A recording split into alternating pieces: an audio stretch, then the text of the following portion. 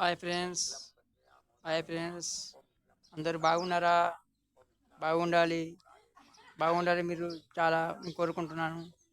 నేను బాగున్నాను. మీ అందరి దయ వలన సంతోషంగా ఉన్నాను. ఇది మా ఊరు రేగులపల్లి. మన సరస్వతి టెంపుల్ ఆలయం. మన ఇండియాలో 3వ స్థానం టెంపుల్ బాసరేనిక. నెక్స్ట్ మాదే ఈ టెంపుల్ అండి, సరస్వతి టెంపుల్. ఇక్కడ చాలా పెద్దగా బ్రహ్మాండంగా ఉన్నది.